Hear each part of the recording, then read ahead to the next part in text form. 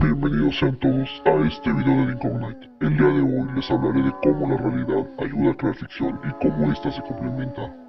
Les empezaré hablando de Pogo. La imagen de John Wayne Gacy, o Pogo el payaso, es una de las más escalofriantes en la historia criminal de los Estados Unidos. A primera vista, era un miembro activo de su comunidad en Chicago, conocido por animar fiestas infantiles y realizar obras de caridad. Sin embargo, detrás de su sonrisa pintada y su fachada de empresario respetable, se escondió un asesino brutal. Entre los años 1972 y 1978, Gacy cometió una de las seguidillas de crímenes más atroces que haya conocido el país, torturando y asesinando a más de 30 jóvenes y niños. Pese a su cruel naturaleza, logró mantener una doble vida durante años. De día, era un hombre de negocios exitoso, miembro de organizaciones comunitarias y hasta un payaso que alegraba a los niños. Por la noche, se transformaba en un depredador que atraía a sus víctimas con promesas de trabajo o ayuda. Muchas veces se infiltraba en las propias búsquedas de los desaparecidos, caminando junto a padres desesperados que ignoraban que el asesino estaba a su lado. El arresto de Gacy en diciembre del 78 sacudió a la sociedad. Los titulares en los diarios se llenaron de horror cuando la policía descubrió los cuerpos de 26 jóvenes enterrados en el sótano de su casa. En total, Gacy confesó haber asesinado a 33 personas, y aunque fue condenado a muerte en 1980, su legado continúa siendo un recordatorio perturbador de cómo un ciudadano honrado puede esconder la peor de las maldades. Se sabe que Pogo pasó alrededor de 14 años en prisión, antes de conocer su fatídico final, la inyección letal, para finalmente el 10 de mayo de 1994 poner fin a su vida. El siguiente es Joe Meteny. Confesó ser responsable de al menos 10 homicidios. Abusaba de sus víctimas y las despedazaba. Este murió en prisión.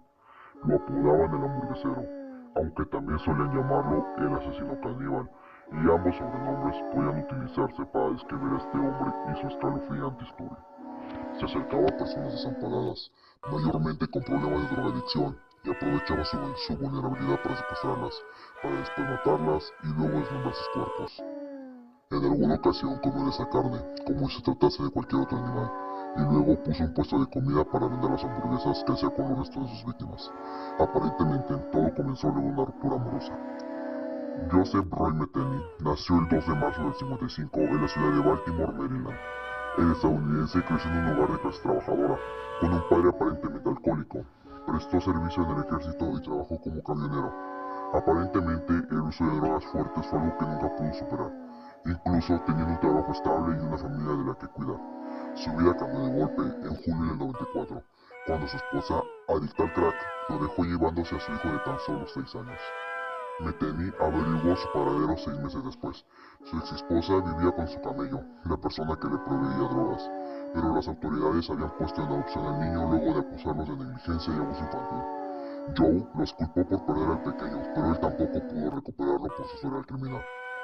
Corté la carne y la puse en unos tóperes en el congelador. Abrí un pequeño puesto de carne a cielo abierto. Comí auténticos sándwiches de roast beef y cerdo.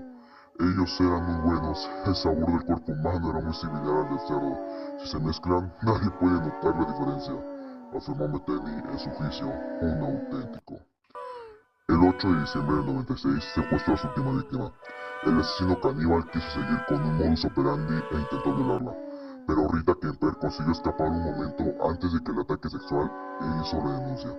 Rápidamente los policías llegaron al remolque donde vivía Joe y lo arrestaron. Allí comenzó a contar de sus terribles crímenes. Dijo que había matado al menos 10 personas. Su madre afirmó haber perdido a su hijo en el ejército. Ahí fue cuando comenzó con las drogas. Por otra parte, su abogado también les echó la culpa de su comportamiento a las drogas y al alcohol. Sin embargo, varios excompañeros de trabajo de Joe comentaron haberlo visto en un estado mientras trabajaba como camionero. Al final, nada de esto valió la pena, ya que en el año de 2017 falleció en la cárcel en la que estaba preso. Y ustedes se preguntarán, ¿por qué nos habla de estos dos? Una pregunta muy sencilla de responder.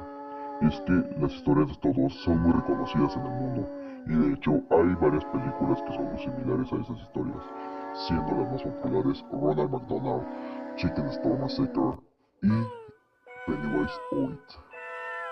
Además, Pogo tiene su propia serie de Netflix, de nombre Conversaciones con Asesinos, el caso de Joe Gacy. Además, en las propias películas se muestra cómo estos pueden hacer que la gente cambie de parecer. Un claro ejemplo es el Cien Pies Humano o The Human Centipede. la cual trata sobre un doctor, el cual quiere convertir a varias personas en un 100 peso humano, cosiéndole la boca de uno en el lugar de otro. La primera película trata sobre este doctor.